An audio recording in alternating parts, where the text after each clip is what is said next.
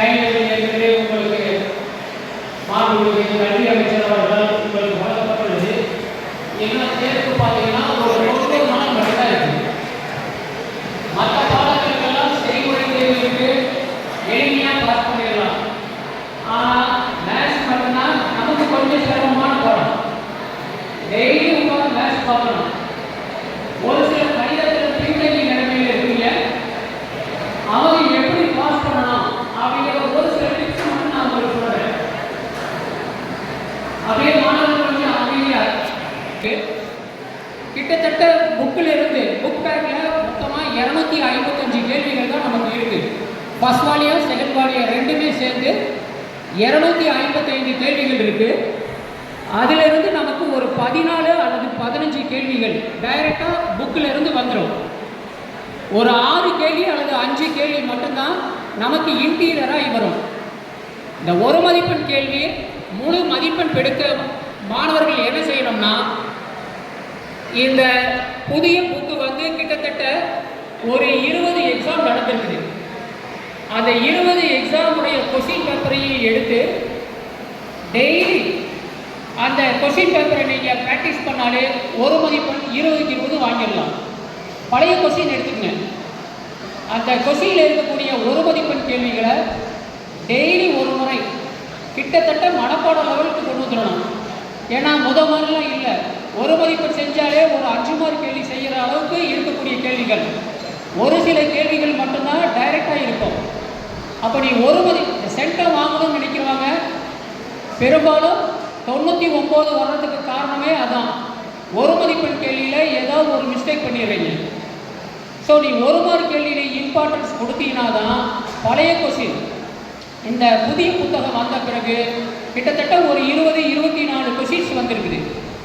அந்த 24 தேர்வுடைய கொஸ்டினை நீ பழைய நெட்டில் இருந்து சர்ச் பண்ணி எடுக்கலாம், அல்லது உன்னுடைய வகுப்பு ஆசிரியர்கிட்ட கேட்டு வாங்கி அந்த கேள்வியை ரிப்பீட்டடாக நீ எழுதி பார்த்தாலே போதும். அழகாக 20க்கு 20 எடுத்துடலாம். அந்த 99 வாங்கி சென்டத்தை தவற விடுறவங்களுக்கு காரணமே இந்த ஒரு மதிப்பெண் தான். அடுத்து பாடங்கள்லாம் உங்களுக்கு நடத்தி முடிச்சிருப்பாங்க. கிட்டத்தட்ட ஆஃப் நமக்கு ஃபுல் போர்ஷன். நீ எக்ஸாம் எப்படி எழுதணும், தேர்வு முறை எப்படி எழுதணும், எப்போவுமே நல்லா கவனிச்சுக்கங்க. உனக்கு கொஸ்டின் பேப்பர் கொடுத்த உடனே நீ வாங்கி ஒரு 10 நிமிஷம் படிக்கிற, அதுக்கப்புறம் தேர்வு எழுத ஆரம்பிக்கிற. நல்லா கவனிக்கணும். முதல்ல ஒரு மார்க் கேள்வி 20 எழுதிடணும். உனக்கு தெரிஞ்ச கேள்வியை முதல்ல செய்யணும். தெரியாத கேள்வியை கடைசியாக நேரம் இருக்கிறத பொறுத்து யோசிச்சு எழுதணும். எடுத்தோடனே 5 மார்க் கேள்வி எடுத்து செய்யக்கூடாது. நீ முதல்ல உனக்கு எந்தெந்த கேள்வி 2 மார்க் தெரியுதா, 3 மார்க் தெரியுதா, 5 மார்க் தெரியுதா, அந்த கேள்விகளை உனக்கு நல்ல விடை தெரிஞ்சதை முதல்ல எழுதிடணும். இந்த 5 மார்க் கேள்வியை பொறுத்தவரை எடுத்த உடனே அணிகள் கேள்வி ஃபர்ஸ்ட் கேள்வியே அதான் இருக்கும். அந்த கேள்வி எடுத்தோடனே யாரும் தயவு செய்து செஞ்சிடாதீங்க. அது சாதாரண அணிகள் வந்து கூட்டல் கழித்தல் தான். நீ பதட்டத்தில் என்ன பண்ணுவ, ஒரு கூட்டல் ஒரு இடத்துல தவறானாலும் அந்த 5 மார்க் கேள்வி முழுமையாக தப்பாயிடும். அணிகள் கேள்வி எடுத்து முதல்ல யாரும் செய்யாத. அப்போ எந்த கேள்வி சார் முதல்ல எடுத்தோடனே செய்யறது அப்படின்னா, நிரூபி கேள்வி இருக்கு இல்லையா, ப்ரூவ் தட் கேள்வி தான் நீ முதல்ல எடுத்து செய்யணும். ஏன்னா விடை இதுதான் வரும் அப்படின்னு அங்கேயே கேள்வித்தாள்லேயே இருக்கு. அந்த கேள்விகளை எடுத்து செஞ்சால் நமக்கு தவறு வராது. அணிகள் எடுத்து செஞ்சீங்கன்னா ஒரு நீ பக்கத்தில் பார்ப்ப, அவன் வேகமாக போட்டுக்கிட்டு இருப்பான். அவனை இப்படி திரும்பி பார்த்தோன்னே உனக்கு ஒரு பதட்டம் வந்துடும். ஒரு ப்ளஸ்ஸு ஒரு மைனஸ் மாறினாலும் அந்த கேள்வி முழுசாக தவறாயிடும். அதனால் கூடுமான வரைக்கும் அணிகள் கேள்வி எடுத்து செய்ய வேண்டாம். நிரூபி கேள்வி எல்லா பாடத்திலையும் நிரூபி கேள்வி இருக்குது. குறிப்பாக பார்த்தீங்கன்னா இந்த 12வது சாப்டர் டிஸ்கிரிட் மேத்தமெட்டிக்ஸ் தனிநிலை கணக்கியல், அந்த பாடத்தில் ட்ரூ ஃபால்ஸ் இருக்குது. எப்படி கண்டிப்பாக ஒரு 5 மார்க் கேள்வி கேட்பாங்க. அந்த கேள்வி எடுத்து செய்யணும். அது நாளே கட்டம் தான் போடுறேன். பிக்யூ அந்த கண்டிஷன் கொடுத்துருப்பாங்க, நெகட்டிவ்ஷன் கொடுத்துருப்பாங்க. மேத்ஸ் ஸ்டூடெண்ட்ஸுக்கு தெரியும். அந்த பிக்கு வந்து 2 ட்ரூ 2 ஃபால்ஸ், கியூக்கு வந்து ஒரு ட்ரூ ஃபால்ஸ் எழுதினாலே 2 மார்க் வந்துருச்சு. கொஸ்டினில் இருக்கிறத அப்படி எழுதினாலே 1 மார்க்கு, 3 மார்க்கு. எடுத்தோடனே தனிநிலை கணக்கில் இருக்கக்கூடிய அந்த ட்ரூ ஃபால்ஸ் எடுத்து செய்யுங்க. அணிகள் எடுத்து செய்ய வேணாம். நாமளா விடை கண்டுபிடிக்கிற மாதிரி இருந்தால் அந்த கேள்வி எடுத்து செய்யக்கூடாது. அது எப்போ செய்யலாம்? கடைசியாக எல்லா கேள்விகளும் போட்டு முடித்த பிறகு கடைசியாக தான் நாமளா விடை கண்டுபிடிக்கக்கூடிய கேள்விகளை செய்யணும். நிறுவி கேள்வி செஞ்சால் கேள்வியை தொட்ட அந்த கேள்வி அப்படி எழுதினாலே 2 மார்க் இருக்கு. நிறைய பேர் அதை விட்டுறீங்க. எடுத்தோடனே அணிகள் எடுத்து செஞ்சு பக்கத்தில் பார்த்து ஒரு பதட்டம் வந்துடும். உனக்கு அவன் வேக வேகமாக போட்டுக்கிட்டு இருப்பான். அதை பார்த்தோடனே பதட்டமாகி நீ தவறு பண்ணுறதுக்கு வாய்ப்பு இருக்குது. நிரூபி கேள்வி எடுத்து செய்யுங்க. அதே மாதிரி கம்பல்சரி கேள்வியில் பார்த்தீங்கன்னா நமக்கு 5 மார்க்லேயோ அல்லது 3 மார்க்லேயோ கம்பல்சரி தெரியல, விட்டுட்டு வந்துடலாமா? 3 மார்க் போச்சு. அப்போ நீ என்ன செய்யணும்? கம்பல்சரியில் பெரும்பாலும் பார்த்தீங்கன்னா 7th சாப்டர்லேருந்து கொடுப்பாங்க. 10th சாப்டர்லேருந்து தான் பெரும்பாலான கொஸ்டின் வந்திருக்கு. இதுவரை நடந்த தேர்வுகள் அனைத்துலேயும் ஒரு அனலைஸ் பண்ணி பார்த்தீங்கன்னா 7th சாப்டர் 10th சாப்டர், அந்த 7th சாப்டரில் பார்த்தீங்கன்னா ஏதாவது ஒரு கேள்வி உனக்கு தெரியாத கேள்வி இருக்குது. ஒரு பரவளையத்தில் x = 3 x அச்சை பொறுத்து பரப்பு காண்க அப்படின்னு கொடுத்துருக்காங்க. வச்சுக்கோ, ஒரு உதாரணத்துக்கு rotation find the area of the region bounded by parabola x = 3 x = 2 1 அப்படின்னு கொடுத்துருக்காங்கன்னு வச்சுக்க. பேரபலாங்கிற வார்த்தை இருக்கா? பரவளையம் அப்படிங்கிற ஒரு வார்த்தை இருந்தாலே நீ ஒரு பரவளையத்தை போட்டினா 1 மார்க். சொல்றது புரியுதாங்கண்ணா? பரவளை கம்பல்சரி கொஸ்டினில் உனக்கு தெரியாத கேள்வி வந்தால் அது என்ன கொஸ்டின் இருக்குன்னு பாரு.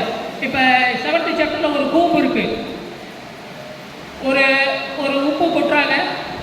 அது ஒரு கூம்பு வடிவத்தில் ஏற்படுறது ஒரு ரோலிங் பெல்ட்டில் அப்படின்னு ஒரு எடுத்துக்காட்டு சம் இருக்கும். பயிற்சியிலையும் ஒரு சம் இருக்கும்.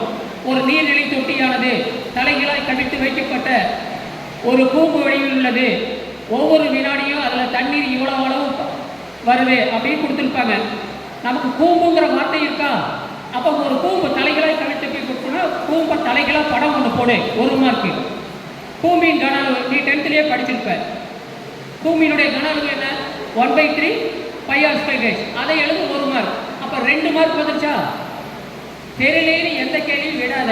கம்பல்சரியில் அங்கே என்ன வார்த்தை இருக்கு? பரவளையம்னா ஒரு பரவளையத்தை போடு, வட்டம்னா ஒரு வட்டத்தை போடு, வட்டத்தின் பரப்பு வார்த்தை இருந்துச்சுன்னா பரப்புடைய ஃபார்முலா எழுது. 2 மார்க்கு.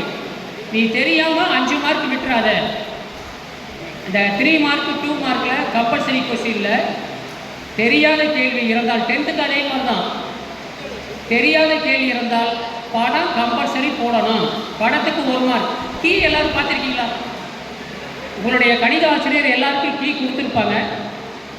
பப்ளிக் கீ பார்த்துருக்கீங்களா? பப்ளிக் கீ நீங்கள் போய் உடனடியாக நாளைக்கு உங்களுடைய கணித ஆசிரியர்கிட்ட கேளுங்க. பப்ளிக் கீ அது வாங்கி வச்சுக்கோங்க. எந்த ஸ்டெப்புக்கு எவ்வளோ மார்க் நீங்கள் 1.5 பக்கம் போட்டாலும், இப்போ 12th பார்த்தீங்கன்னா sin a + b = அப்படின்னு அந்த நிரூபிக்கிட்டு இருக்கு இல்லையா? படத்துக்கு 1 மார்க்கு. லெஃப்ட் ஹேண்ட் சைடு மட்டும் எழுதினா 1 மார்க்கு, ரைட் ஹேண்ட் சைடு எழுதினா 1 மார்க்கு. அந்த கொஸ்டினை அப்படியே எழுதி ஹென்ஸ் ப்ரூவ்டு நிரூபிக்கப்பட்டதுன்னு எழுதினா 1 மார்க், 4 மார்க்கு.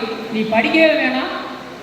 உன்னை எந்த அளவுக்கு பாஸ் பண்ண வைக்க முடியுமோ அந்த அளவுக்கு ஈஸியாக கீ ரெடி பண்ணுறாங்க. அனைத்து மாணவர்களும் அவங்கவுங்க வகுப்பு ஆசிரியர்கிட்ட உடனடியாக நாளைக்கே போய் பப்ளிக் கீ வாங்கி வச்சுக்கோங்க.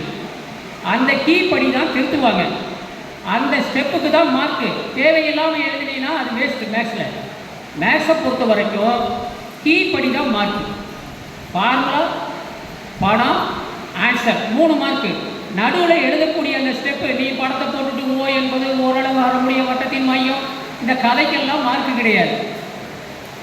அந்த sin a + b எழுதுறீங்க இல்லையா? sin a + b எழுதுறீங்களா? படத்துக்கு 1 மார்க்கு. லெஃப்ட் ஹேண்ட் சைடு அதை எழுதியிருந்தாலே 1 மார்க்கு, ரைட் ஹேண்ட் சைடு இருந்தால் 1 மார்க்கு. அந்த கொஸ்டின் அப்படியே எழுதி ஹென்ஸ் ப்ரூவ்டு எழுதினா 1 மார்க்கு. நீ தேவையில்லாமல் ஆங்கிள் ஏஓபி ஈக்குவட்டு ஏ அப்படியெல்லாம் எழுதிட்டு இருந்தீங்கன்னா அதுக்கு மார்க் இல்லை. கீயை பாருங்கள், உங்களுடைய வகுப்பு ஆசிரியர்கிட்ட கீ கேட்டு வாங்கி எந்தெந்த ஸ்டெப்புக்கு எவ்வளோ மார்க் கொடுத்துருக்காங்க. அதே மாதிரி பார்த்தீங்கன்னா 10th சாப்டர் ஒரு நகரத்தில் மக்கள் தொகை அப்படின்னு ஒரு சம் இருக்கா, பாக்டீரியா சம் அதெல்லாம் இருக்குது. எல்லாத்துக்கும் ஒரே ஃபார்முலா தான், dA/dt directly proportional to A, A equal to C e power k t எழுதுனா 2 மார்க்கு. அது எந்த கேள்வியாக இருந்தாலும் சரி. அந்த 10th சாப்டரில் நடைமுறை கணக்கு இருக்குது. அந்த நடைமுறை கணக்குக்கு நீ ஃபார்மாலிட்டிக்கு வந்தாலே 2 மார்க் இருக்குது. கூடுமான வரைக்கும் எல்லா மாணவர்களும் நடைமுறை கணக்கு எடுத்துட்டால் ஈஸியாக மார்க் வாங்கலாம். நாமளாக விடை கண்டுபிடிக்கிற முடியுமா இருந்தால் அந்த கேள்வியை கடைசியில் நேரத்தை பொறுத்து செய்யணும். நிரூபி கேள்வினா அந்த ஆன்சர் எழுதினாலே உனக்கு 1 மார்க் இருக்குது. படம் போட்டால் 1 மார்க் இருக்காது. எந்த சாப்டர்லேருந்து நமக்கு கேள்வி கேட்டாலும் சரி. அதாவது கணிதத்தில் பின்தங்கி இருக்கக்கூடிய மாணவர்கள் இந்த வழிமுறையை பின்பற்றினா நான் ஈஸியாக 25 மார்க் வாங்கி பாஸ் பண்ணிடலாம், யாரும் ஃபெயில் ஆக வேண்டியதில்லை.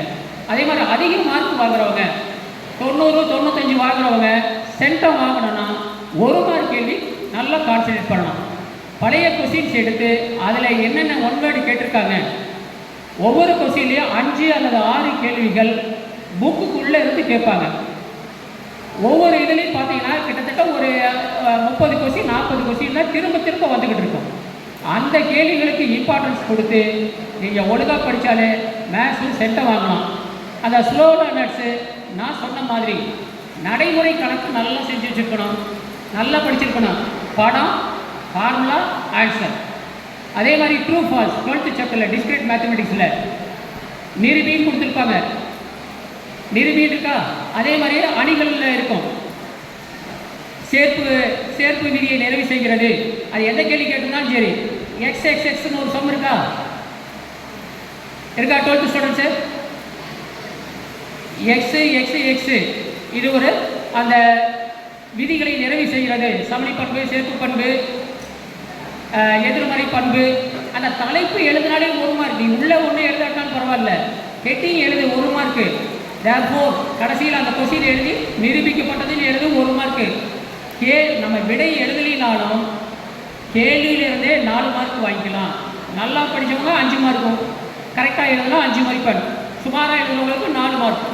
இப்படி தான் நம்ம ஒவ்வொரு மார்க்கும் ஒவ்வொரு மதிப்பெண்ணையும் சேமித்தாதான் நாம் ஒரு 90, 95 வாங்க முடியும். அதிக மதிப்பெண் வேணும், சென்டர் வேணுங்கிறவங்க 1 மார்க் கேள்வி நல்லா படிச்சிருக்கணும்.